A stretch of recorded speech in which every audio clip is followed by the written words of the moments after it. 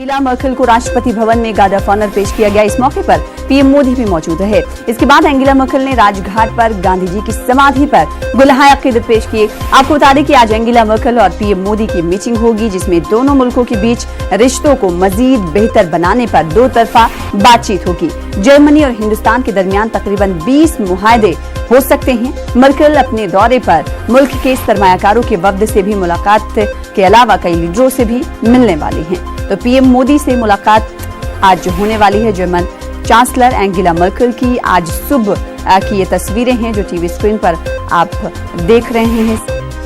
गुलहाए अकीदत पेश किया। महात्मा गांधी की समाधि पर पहुंचकर German chancellor Angela Merkel Hindustan के दौरे पर हैं और राष्ट्रपति भवन में गार्ड ऑफ ऑनर उनको कुछ देर पहले पेश किया गया।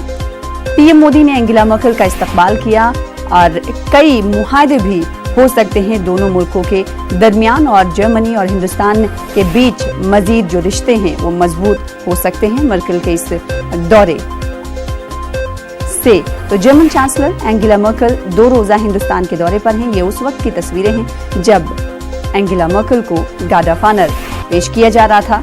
वालहाना इस्तकबाल एंगेला मर्केल का वजीर आजम नरेंद्र मोदी ने किया और आज एंगेला मर्केल जो कि जर्मन चांसलर हैं, इनकी मुलाकात पीएम मोदी से होगी और इस मीटिंग में दोनों मुल्कों के बीच रिश्तों को लेकर बातचीत होगी और साथ ही साथ दोनों मुल्कों के दरमियान मुआहदे भी तय पाए जा सकते हैं। कई मुआहदों पर दस्तखत होंगे, इस पर हमारी नजर लगी हुई है। अब देखना ये होगा कि जर्मन चांसलर एंगेला मर्केल के इस दौरे से हिंदुस्तान और जर्मन के दरमियान रिश्ते कितने मजबूत होते हैं।